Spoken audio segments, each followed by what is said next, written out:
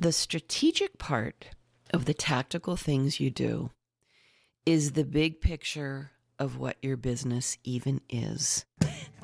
Welcome to the Soul Sourced Podcast, unconventional business advice for the highly creative, secretly sensitive, and wildly ambitious entrepreneur. I'm your host, Christine Kane. Let's do this. Hey, you guys, it's Christine, and welcome to episode, I think it's number 35. I'm starting to lose track, but I'm doing a thing here.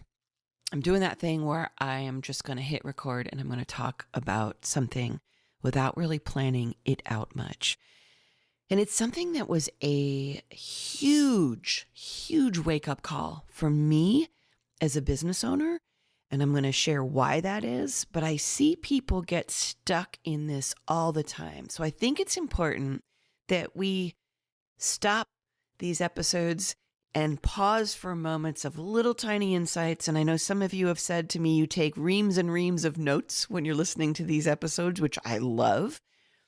But today this is probably going to be just fewer notes. And I want you to really get this one key thing about how you think. I talk a lot about brain, and I talk a lot about how you train your brain to be an entrepreneur. And I'm not a brain scientist. I'm not even sort of smart in anything related to brain. But what I use as a gauge is I watch my own energy. As I've built a business, I watch my clients and see where they're getting off track. And I don't think it takes a brain scientist to understand when energy is not being used well or focus is not being used well. And that brings us to this topic that I'm going to ramble on about here. And it is the difference between strategic and tactical. And I know that I talk about the strategy track and that sort of thing. We're going to set that to the side right now, and we're not going to think about it in terms of how does this relate to the strategy track that you talk about. We're talking about things in your business in two different camps. One of them is strategic and one of them is more tactical. And I'm going to go through this, but I want to share with you why this became so important for me. So I went from being a musician, a songwriter, and I had an assistant, and I had worked with different people on different levels of management and agents and that kind of thing. But for the most part, I was the one driving everything forward. The shift over to business ownership and to scaling, I had no idea what I was coming up against because there were so many things I had to learn in terms of hiring, running a team, having meetings, thinking about a business, and these things called being strategic and being tactical.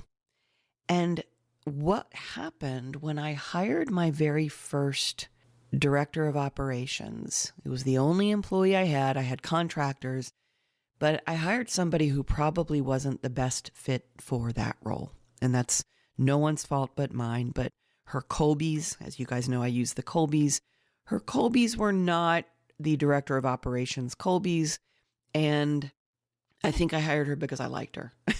And I just did. We were very much the same, which is not a good thing when you're hiring somebody. But she and I would sit down and have these meetings. And I hired someone fresh out of getting an MBA who also wasn't, I don't think, prepared to run and grow a company. You learn all this by doing it, but there you have it. We would have these meetings, and we called them our weekly meetings. And we would sit down and we would do something like, okay, we're going to talk about the e-zine, because I had an e-zine at the time. And we would sit down to talk about that week's e-zine, for instance, and what the article was going to be and what the headline was going to be and what the subject line was going to be.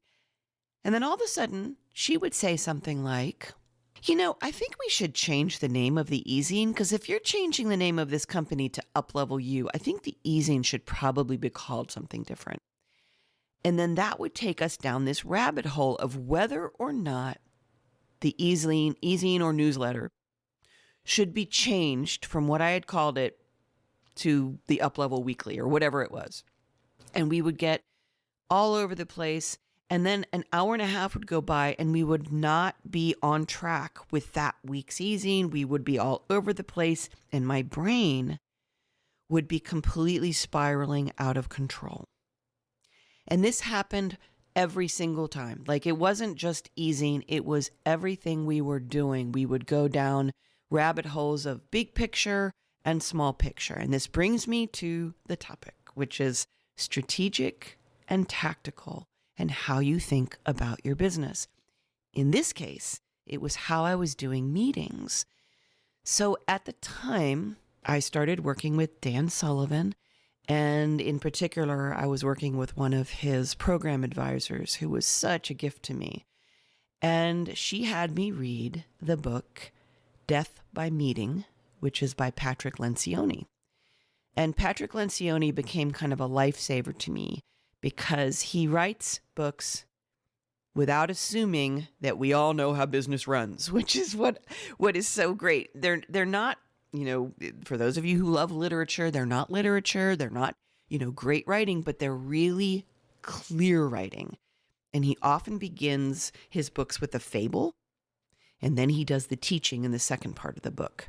In this case, one of the key pieces about having meetings, what he said is that you want to set your meeting cadence up where you have tactical meetings, meaning every week you have these tactical meetings, every day you have these tactical huddles, and then you have something called your monthly strategic meeting.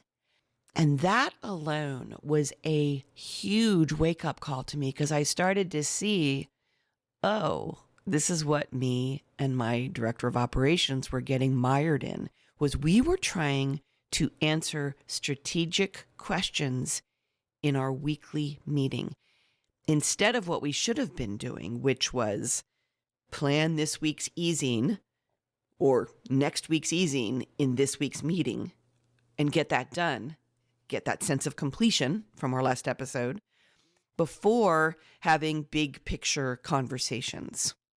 And so this brings me around to you. So what is the difference between strategic and tactical? And why does this matter when you're building your business? So the strategic part of the tactical things you do is the big picture of what your business even is. It is who you are. It is who your ideal client is. For those of you who are in Up Level Cafe or have come to Click, it is, in some essences, the Foundation 5. It is everything that informs the smaller things that you do. So for some people, when they show up at a coaching call, they say things like, should I do a newsletter? Or should I just send out some emails? Or should I have a Facebook page? Or should I, all these should I's. But what is really the best thing to do is step back, because as you know, my answer to everything is always it depends. And what it depends on is the strategic stuff, the big picture stuff. So should I do LinkedIn? Well, what is the strategy? Who are you reaching out to? Because if your ideal client is not on LinkedIn, because that person is not necessarily a professional, that strategic stuff informs where you go in your tactical choices. So when you're thinking about all these little things called tactics, which is everything from creating a valuable free offer, setting up an opt-in page, whether or not to send out warm letters, all those sorts of things, what you have to also do is think in terms of what is my big picture? What is the end point? Who am I serving? And to bring it back to this idea of meetings, even if you don't have someone on your team, I still highly recommend that you have a meeting cadence with yourself. So if you're my client, you understand that I call this QMWD, which is quarterly, monthly, weekly, daily.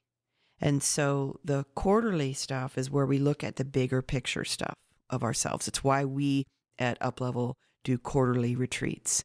The monthly is what I mentioned before, that monthly strategic that Patrick Lencioni talks about, where you're looking at your overall big picture stuff of your business and what needs to be changed. Is it the name of the newsletter that needs to be changed? Is it starting up on LinkedIn? Is it something bigger like a website? The bigger picture stuff. But when you're doing weekly and daily stuff, that's where you're looking at more of the tactical things. But those tactical things are informed by your bigger strategy. They are fed by knowing what this business is and knowing what you are all about. So strategic is a key part of what you're doing and how you're thinking as a business, and tactical is all the stuff that simply needs to get done each and every day. Now, I know if you're a solo business, this looks radically different than if you have a team. But what I can tell you is that as I grew my team and we started getting into a meeting cadence where we did a daily huddle back when we were all meeting in person at the office. We did a weekly tactical where on Fridays we looked at the entire next week coming up, what was the email schedule, what every single piece and every day, what Christine's meetings are and all that kind of stuff. And then we moved into a monthly strategic to sort of look at what is the one key thing that we're focusing on from a big picture place. And then we also did quarterly, what Patrick Lencioni calls off-site meetings. But the point is, you don't have to get into this kind of rhythm if you don't have a team, but you can start informing yourself and training your own brain how to think about things in your business. Because the bottom line here is the worst thing that we can do to our productivity is be constantly jumping into strategic thinking when we're trying to just get things done. Because what we'll do is that when we're doing our Sunday summit each week, instead of saying, I've got to write this email, I've got to send out these warm letters, I've got to write my, LinkedIn profile, is that we start bouncing off into strategy. Well, maybe I shouldn't even be on LinkedIn, or maybe I shouldn't even be doing emails, or maybe I should.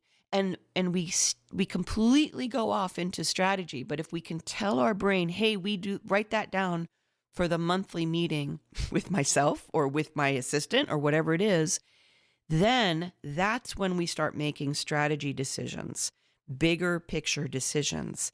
But what we all tend to do is we bounce. We bounce out of our moment of what we've got to get done now. I've chosen to get this thing done now. We bounce out of that and we get all splattered. And we splatter ourselves into our strategy when it's not even time to create our strategic plan.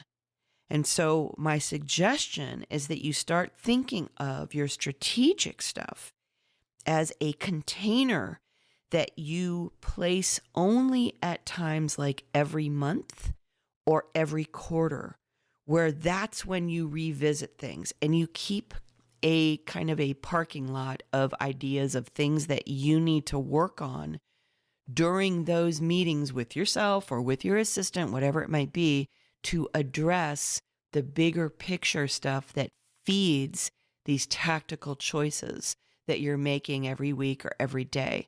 But what I can tell you is that you are going to hate your life and your business if you're always asking yourself strategic questions when your brain is trying to do the tactical work it needs to do to get these things done. So that's my thought. That's my insight. If you want to get Patrick Lencioni's books, I highly recommend them. But if you don't have a team, some of them aren't going to apply to you. But in the meantime, I'm just going to leave you with this and let you stew with it and see how it lands for you, and watch yourself every week, every day, to see when you keep bouncing into like, should I even be doing this? Like those big picture things. The energy of completion, the energy of commitment means you're going to do the thing you said you're going to do this week, even if you're not even sure you'll end up doing it, and you'll wait for those bigger picture times, those monthly meetings, to have more strategic conversations with yourself or your team about your business. So, hey, you guys, thanks for listening, and thanks for letting me ramble and sharing an insight with you that was really key to my growth and my ability to grow. And I'm hoping that it helps you in your ability to uplevel your business. And I will see you on our next episode. I was a reckless child with an eye for an adventure. Your soul was just as wild, and you lived your life like a scavenger. Well, who was I to think we could ever